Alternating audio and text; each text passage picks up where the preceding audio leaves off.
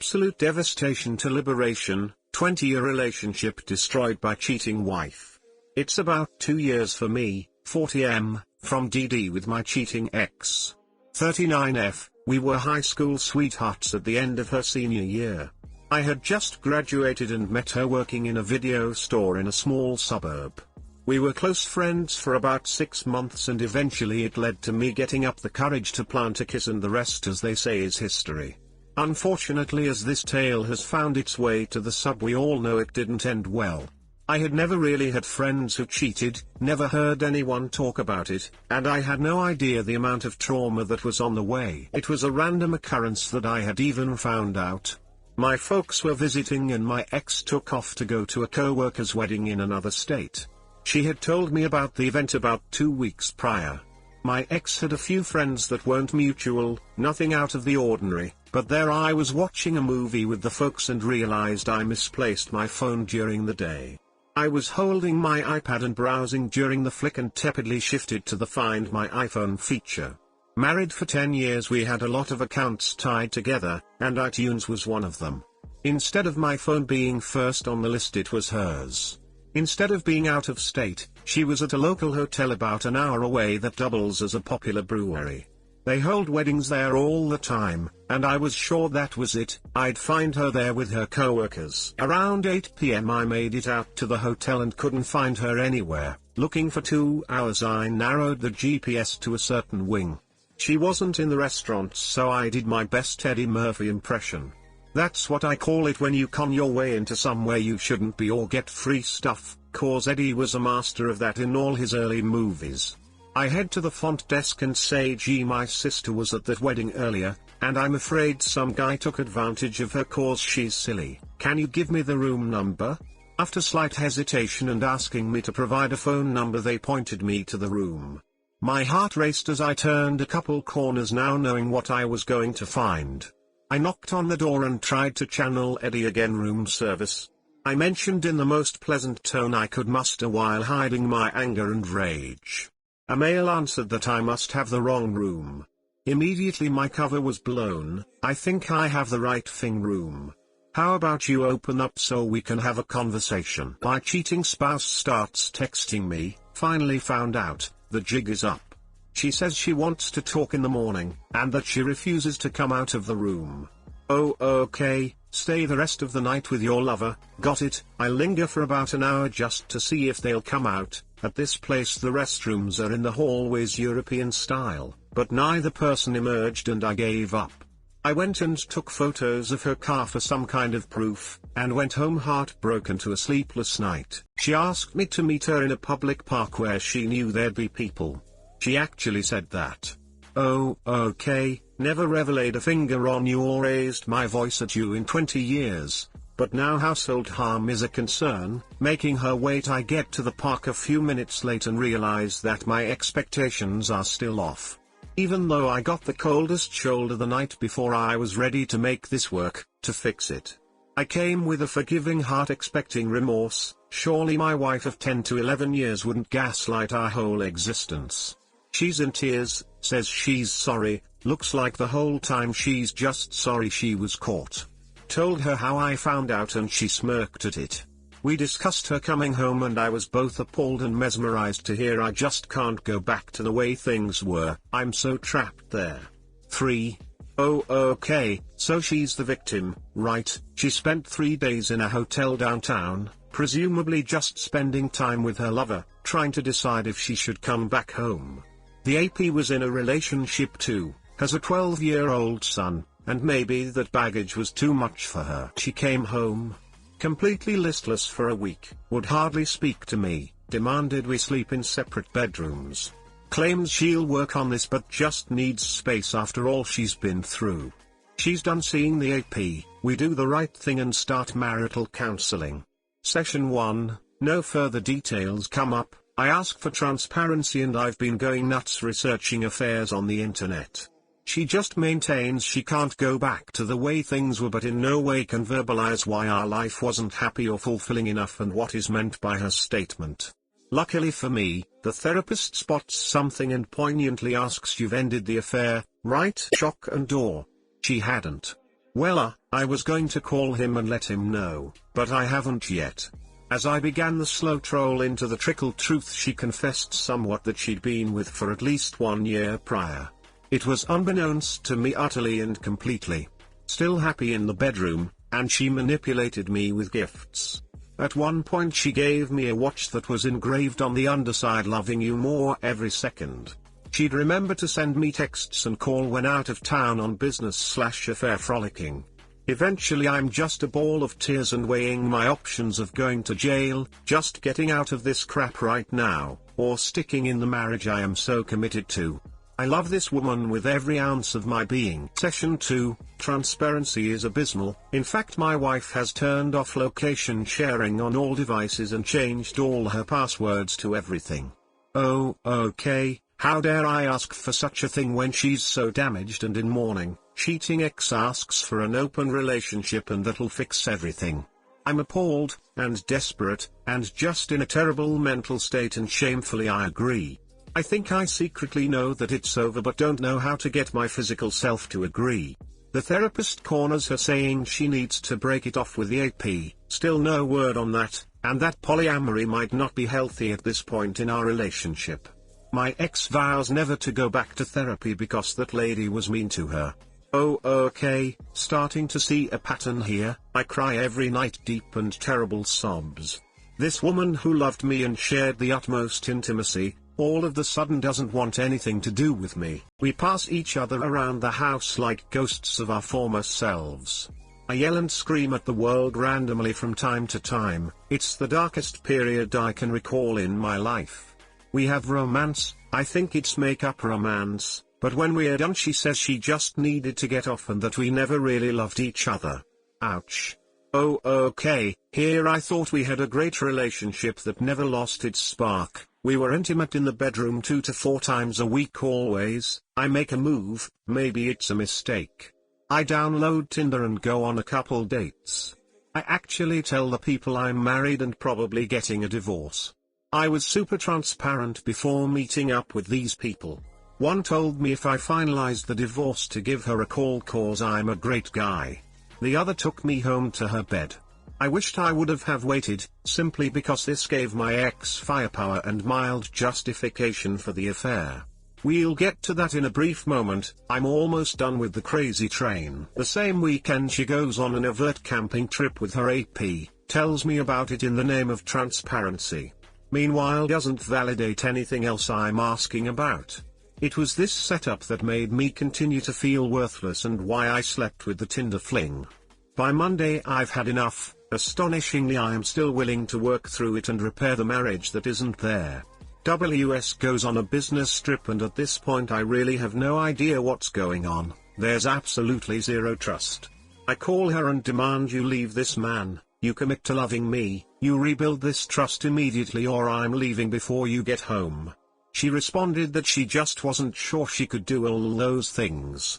It is no longer a marriage but a disaster that needs a cleanup crew. While she's away I pack all my necessary belongings, grab the dog, and move in with some friends. She really didn't think I'd do it. She called me sobbing that night. Why had I moved my stuff out? Total trip to crazy town. I told her she'd better act soon, that after nearly 2 months of dealing with this she needed to make a decision. I could no longer live with her as part of this situation and that time is expiring shortly. I told her more than likely in 2 months or less I'd probably be firmly planted in the divorce camp. That she'd done nothing to work toward my side and done nothing but make harmful comments with her selfishness and endless need to be validated by men. She responded to this by telling me it was my fault for finding out about the affair. In her words, she wasn't looking for a way out, but would have played the good housewife role for the rest of our lives if I just wouldn't have found out. I was sickened and almost driven mad by what I heard on the phone. Who was this person I thought I knew? Who I shared my life with? Who valued me so little that I was a throwaway object or at most only there to placate her wants and desires? She backpedaled and exclaimed, "This could be a good thing, we'll grow into something new and we'll go on dates together and be excited to see each other again. If it's meant to be, then we'll get back together. Seriously, WTF? Even in this state I knew relationships are something you work at, and that love is a practice, and I was getting none of that from this horrific shell of a human being. About a week later I tried meeting up with her. She said she wanted to discuss the divorce. It really just ended up being her wanting to flirt with me and then control my advances. She'd say how much she cared about me, but if I tried to touch her leg she'd say she wasn't ready for that yet. Since I had moved out, she insanely also moved out and was paying double rent by getting a nice city apartment just a couple blocks from the bar we happened to be at. When I offered to walk her home she scoffed and said she'd be fine and also wasn't ready for me to see her new place. Oh okay, so been your husband nearly 11 years, together for 20 and now I can't touch your leg or walk you home, alone with the dog, in my new rented room at my friend's. I bit the pillow hard and sobbed harder that night than ever in my life. It wasn't wants or desires this time, but I knew it was over, truly over. I knew the woman I loved was gone, maybe the rose-tinted glasses were lifted, but I knew it would be in my best interest to never interact with this person again and cut them out of my life. I was devastated, because I truly and deeply gave my love to this person and thought all these years it had been reciprocated. As my therapist and many on here have told me, I was the lobster in a pot. I didn't see the red flags when she hated on my friends, or told me her friends hated me. I didn't see the red flags when she'd buy me clothes and parade me like a trophy. Oh, okay, well I'm kinda fit and handsome. I didn't see the red flags when she started traveling endlessly for work. Nor did I see them when I asked her how she really felt, and if there was anything that could make our relationship better. Part of it is the eyes of love, and part of it was her nasty manipulation that I couldn't see until now. Nothing was ever enough for her. Not my job, not our house we owned, not the work I did on the house. It was all a ruse that fit perfectly with my codependency. I wanted to fix things, and to be good enough, and she was very capable at causing enough disaster and dangling enough carrots to keep me engaged. I wasn't looking to have love reciprocated but to love her so much it was enough for both of us. With my head clear, I resolved that the divorce was going to happen, and with her crazy attitude it meant I was filing all the paperwork. I wish I could end this mega rant here, but you've only seen the awakening this far. The claws are about to come out. We hadn't spoken in 3 weeks and I felt like I was making the right decisions in my life. I'm surrounded by friends, moving forward, and gaining some clarity. I've realized the trap that I was in and made a firm decision to not get back together. !! !! !!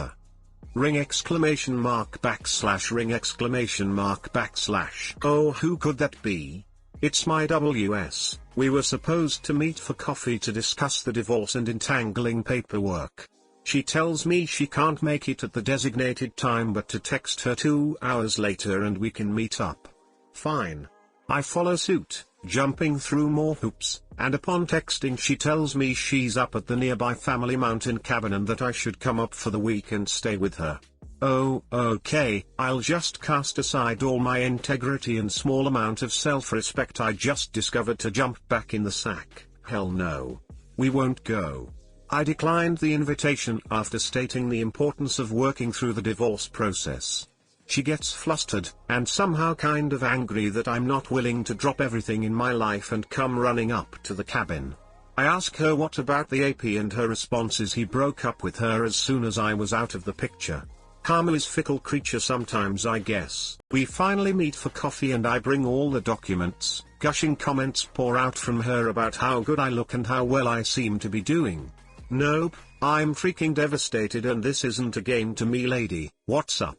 We cover the details about splitting up the house, of which she says she's entitled to more than half. I'm not to touch her 401k, and as a compromise I get to keep my business untouched that I worked my tail off on building for 10 years.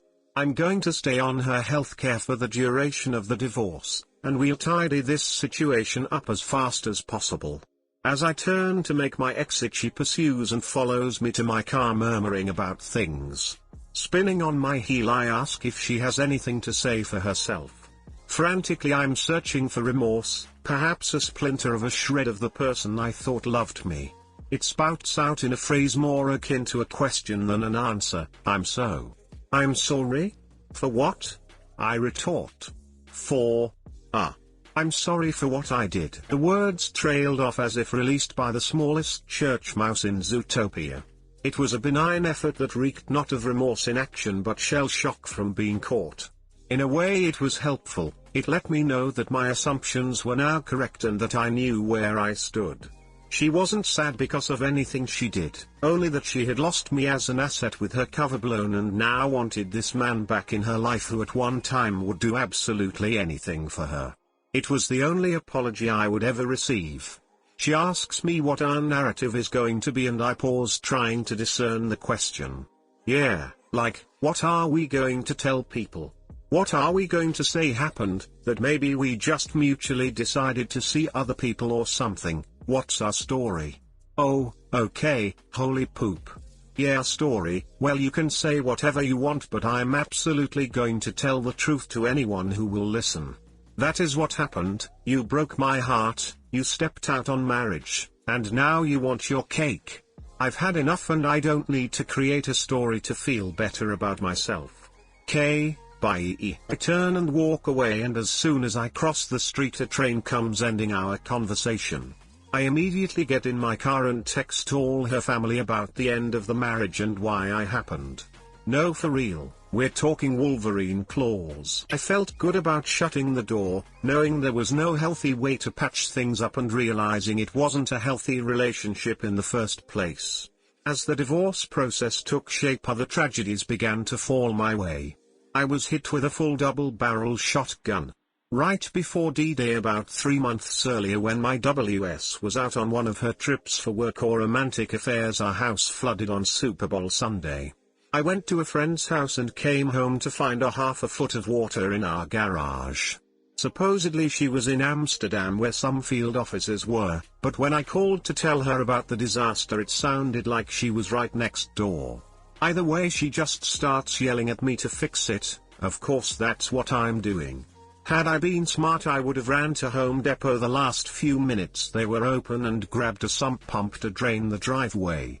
Luckily our garage was attached to a finished basement and was the lowest point on the property. However, water has totally invaded the garage and almost breached the step up to gain entry into the house. I call a friend who's a landscape architect and handy in kinds of ways. We fill sandbags until midnight but record rain is thwarting us as we go. We've saved the property for a few minutes but with record rainfall that year it's about to crest through. We come up with an idea to siphon the water from the driveway into my basement utility room where the drain is. We grab 60-foot garden hoses and I start pulling with my lungs to draw the water over. It works. Besides getting a mouthful of groundwater I get a nice steady stream flowing to the drain at gallons per minute. The driveway doesn't recede, but it doesn't overflow anymore. This gave me some time to bail calf-deep water around the house. Using a shop vac I pull up about 5 gallons at a time and heave it over. We have one gutter leaking and instead of going to the French drain it's pouring into the driveway. I start filling a huge garbage can that has to be emptied every 3 hours or it fills with rainwater. I'm soaked, I'm in the rain and water and no sleep for 24 hours. When I do sleep I set an alarm to get up and bail to make sure no damage happens. The next morning I fly to Home Depot and grab an electric pump. It literally saves the day. This tiny $50 or less pump diverts over 3,000 gallons of water in an hour. In about 3 hours it's completely moved the driveway down the street to runoff. Yep, had nearly 9,000 gallons sitting on my driveway, calf to knee deep. The same day I go into work and see my landlord for the business. He runs a construction company and I lament my tale. He immediately calls his disaster team and sends home free industrial dehumidifiers to soak up any water from the drywall and the structure. I leave these running for a couple days. Pump is still going in the driveway when my WS comes home. She starts to tell me that I was stressing her out with this situation and should have waited to tell her when she got back. Oh, okay, thought you'd want to know about possibly losing the house and almost causing $40,000 in potential damages. Then she proceeded to state that the pump in the driveway is like so embarrassing and that if I don't move it she will. Mind you, it's still raining, still trying to flood the house and my neighbors have even come over to offer help. I come home from a morning appointment and find the pump moved to the garage. WTF? Eventually I get the gutter repaired and it stops raining enough to let the water recede. About a week later on the nose I come down with an awful flu I can't shake. On any regular spring Saturday I start taking in movies and resting. Mid-afternoon my chest starts to really hurt and won't subside despite over-the-counter medication. I mention to my WS what's going on and I think it's getting serious. Can't you take of yourself, uck? Well, I'm not driving you to the urgent care, I'll go with you but I'm not driving. Fine, I'll drive myself to the hospital, thanks for coming with me, that's so gracious of you sweetie. I get to the ER at the hospital and get all checked in. When I arrive they notice my oxygen has dipped a little bit but nothing alarming. We wait for over 3 hours and my chest is pounding, it's getting hard to breathe. My ex refuses to ask anyone to see me so I stumble to the front desk and almost fall over. They say they'll get to me and put me in a wheelchair. Finally someone comes and takes more vitals but don't really get to the root of the problem. I say I think I have pneumonia, my chest hurts and I can't breathe. They downplay it and say probably not but move me to a stretcher in an unoccupied room. I wait about another hour and at this point I'm really confused and barely breathing. My ex is just staring at me with dagger eyes and totally unhelpful. I literally start yelling help. Someone help me. Over and over again much to this woman's chagrin. I don't care. I feel like I'm dying. I am dying. After about 3 to 5 minutes of this someone comes in upset that I'm yelling but then agrees to look me over. Turns out my oxygen has dropped to around 50% which is life-threatening on its own and my blood has nearly turned septic. I have bacterial pneumonia, I most likely developed it when I swallowed that bit of groundwater in my mouth saving the house. She never thanked me. She actually said she deserved more than half of the house and should probably just take it all. After being put on all kinds of fluids they gave me a morphine drip to help with the chest pains. With comfort I go in and out of consciousness and as I peer up from the stupor I catch her gaze. This soulless human being looks back with eyes that wish I would have was peacefully deleted right there. Life insurance would sure be a huge boon to this woman, we have $1 million policies. It was then that I spotted it, the major red flag. I knew something was up and even though I caught her accidentally, I started keeping records of things she'd say or people she'd say she was with. They didn't add up and in my heart I knew something was off. The icing on the cake was that the rounds of antibiotics I would take combined with the stress of the divorce among other things wiped out my gut bacteria. I would spend the next year finding out that I have small intestinal bacteria overgrowth, SIBO, now back to the divorce in progress. I think that backstory is important, because along with the previous conversations it lays the groundwork to the events that would happen next. In brief detail I'll enumerate them here for context. 1. After our meeting where I was given the weakest attempt at an apology in the history of language, and I told her family about the affair my ex set a few things in motion. First she made a point to tell people who were acquaintances and her immediate family that I was a deadbeat, a non-contributor to the relationship emotionally and financially. She had said she always wanted kids and that I didn't, and that she was scared because I was borderline harmful.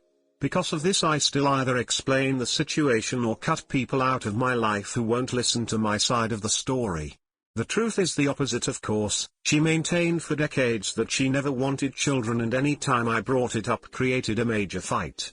Her family took her side of course and I lost relationships that I thought were my family in the last 20 years. Nope. Just went total no contact. Luckily most of our friends who really knew us abandoned her and realized what she was doing. 2. Once my ex heard about my gut bacteria and all my medical troubles she called to say that we should be friends and that she would make sure I stayed on our insurance through her work. She asked to meet up again and I declined knowing she wanted to rekindle the feels. As soon as I hung up she began forging documents and turned in a letter of legal separation to HR to ban me from insurance. Rapidly I found out at various doctor's appointments something was wrong with my coverage. All they would tell me is the policy was cancelled. I did my best to get Cobra insurance, but they could never activate it even though I was willing to fork over the $800 a month. It was a nightmare paying out of pocket and calling back and forth. I would call my ex and she would lament that she had no idea what was going on. Eventually I got the right person at HR and they told me they couldn't set up Cobra because they were looking for the judge who signed the legal separation documents my ex submitted. Appalled, further devastated, I asked them to define exactly what they meant. My ex had forged a court document, signed a false name where the judge's credentials would go, and submitted it to HR to illegally remove me from insurance pre-divorce. I exclaimed that they'd never find the judge and what they were holding was fraudulent. We had never been in court together or filed any legal document of separation. OMG. HR panicked like you've never seen and retroactively gave me back my insurance for all the time lost. That's also why I couldn't get the Cobra insurance, because they were waiting for this imaginary judge to confirm the legality of it all. I texted my ex furious that she'd better call HR and hasten the process, and she played dumb. Well, we are separated, I just don't want to do anything illegal. Such BS. We'd meet a week later and she'd hand me Cobra documents in my lawyer's office to feign offering help after the fact. 3. She sold the house. Good for her. Except she sold it out from under me. She signed my name on all the documents, and never even gave me final amount. I had to find out through my lawyer and the discovery process. Yeah, that hurt too. 4. She tried to attack my business and only left it alone because I said I'd go after her $401k. In hindsight, I wish I would've. Her retirement fund was basically our retirement fund, and there were conversations like I'd buy all the groceries because she was making contributions to our future. Being self-employed, my job didn't have that feature. While I was saving for retirement, it wasn't the matched account she had the privilege of building. She was totally ready to devastate my business too, but fortunately for me she was too cheap to hire a lawyer, and mine protected my assets and let her know that any judge would let me keep it and take her $401k if I wanted it. 5. To this day she has continued to tell people I never wanted kids, and my poor mother just tears up at that fact because she knows it was the other way around. In further attempt to prove her ridiculous narrative, she is now pregnant with the AP's kid. That's right, they're still together even though she told me they had separated when we did. Turns out she waited about 6 months and then introduced this guy to the family as the new beau. He's an improv comic hobbyist, lol, but he works a day job, and that's where they met, through her work. I found all this out because one of his friends, FB Cyber, excessively followed me and just sent me the nicest message saying he was sorry about everything and that they're both disgusting people. 6. This April, yes, 2 years later, I see these weird charges from the IRS to the tune of $12,000 go through my bank account. The numbers don't make sense and I call the bank and my accountant. You guessed it, my dearly departed ex used my checking account to pay off her taxes. Oopsies. I give her 24 hours to return the funds or I'm claiming fraudulent charges. In hindsight, I wish I would have and let the IRS penalize her into oblivion for it. We texted back and forth. She won't apologize for it of course and asks why I'm so upset. IT gets really stupid and I finally declare that I know who the AP is and maybe his friends shouldn't contact me online. She doesn't say anything about this situation and the only response I ever receive is, "Who have you been talking to?" All this, and there's light at the end of the tunnel. Besides this person I cared deeply about at one point in my life, trying to invoke wrath and scorn to the limits of human tolerance, I'm here today to tell you I made it. Not only did I survive all this because I'm a champ, but I'm better off for it. The most obvious thing is you the Redditor are probably as sick and disgusted with this lady as I am. Human beings like this shouldn't be alive and they certainly shouldn't bear children. This journey became so much more than that and has vaulted me to a new level of growth I am ecstatic about. Shortly after beginning therapy I discovered that I am a fixer. I grew up in a home where I was devalued and my spouse fit right into that mold like a jigsaw piece. It felt like home, all her unquenchable demands and hoops to jump through. I was always shifting myself and trying to be the person I thought would make her happy while never being true to myself. Clearly, that strategy didn't work and set me up for failure laid out here. Because I was donating love without ever having concern for receiving it in return, one of the toughest lessons I had to walk through was dividing my ex from my own self-worth. Someone else here recently made a post and it clicked for me. I had loved her for so long and so truly that I had prescribed a certain amount of my own self-worth from our relationship. When that was severed, I unknowingly felt like my value had diminished. That I needed to prove myself to my ex, or somehow I was worth more when she was with me. What a tragic statement, and I couldn't even put my finger on that until recently. Not knowing myself, I never learned to be comfortable in my wants, goals and desires. I never learned to be comfortable in my accomplishments and my missteps. Late to this party, I never learned what my value to others could possibly be and just buried it all under the guise of trying to be good enough for others to like me. I was always outgoing and socially fun, but it didn't come from the right place.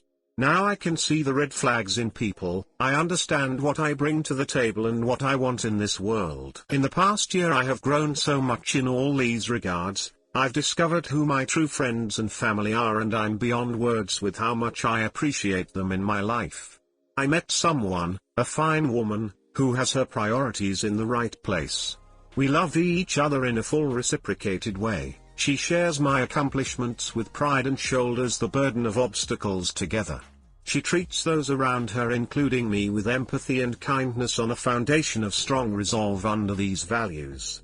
I feel truly blessed to know her and continue life's adventure with this young, passionate woman. We recently bought a camper van and for my 48th birthday are taking a cross-country road trip. It's all I could ask for and more, because it's filled with nuance that I would be incapable of knowing to ask for in my previous relationship. I could leave a rant as long as this mini novel here on all the simple and beautiful gestures she has bestowed on me. In the past year my business has grown by leaps and bounds. I'm free to make decisions about it without fear of shame or scorn from my partner. I'm also able to take pride in what I've created, and I can work on it as ardently as I want or take a break and let my staff handle the day-to-day if I choose.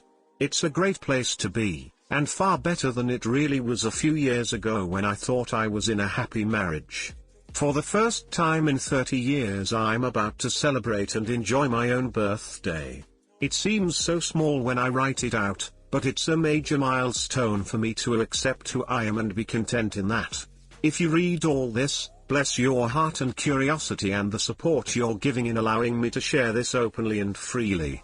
I'm not sure if this post will help anyone, but it helped me in the cathartic process of shedding the betrayal caused by a human monster. Too long didn't read. Hey, it's a rant.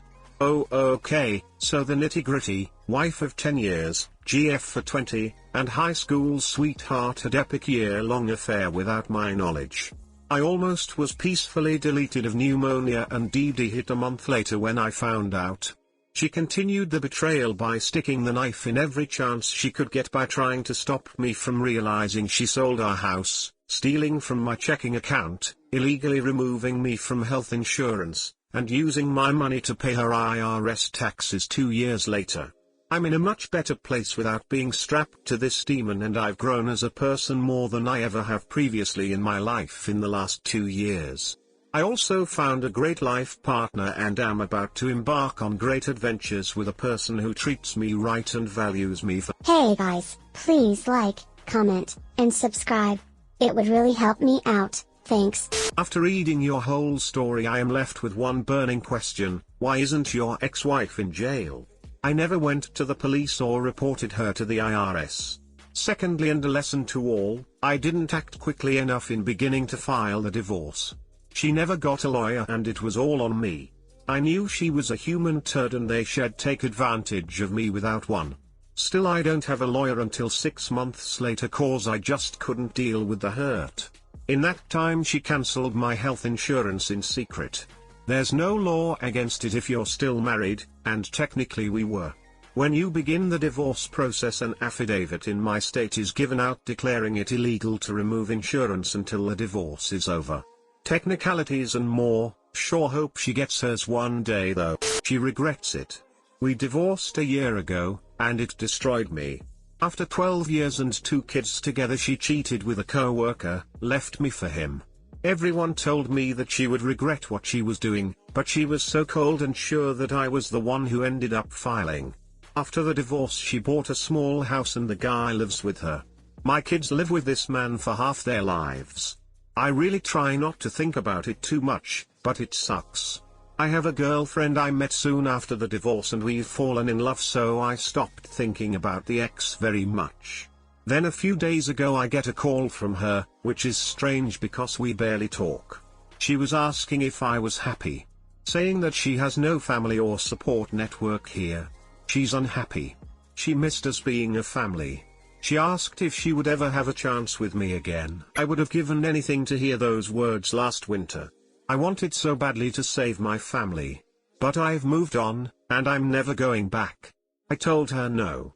I told her that I would always be there to help with the kids. It hurts to know she's suffering, to know she completely messed up her life for this butthole, but I'm done. The hardest thing to let go of is wanting to take care of her, and even now I just want her to be okay. Wow, that had to be tough to hear. There had to be a small part that was satisfied to hear she admitted she screwed up, yet all the pain you went through and now you've moved on. Makes you think if she wouldn't have screwed up you'd see your kids every day. My situation is similar. She cheated with a coworker, I divorced her, we split time with the kids. The guy's still in the picture. I'm still healing, haven't found anyone, I'm not ready for that. I've been asked if I'd take her back if she admitted how bad she screwed up. The answer is no. There were too many things that were said and done for me to forgive, and there's no way to ever trust her again. Dude, I feel for you and fear this could be my STBX in a year. As a man, I don't know how we get past the desire to support them and be there for them forever. It's just how some of us are wired.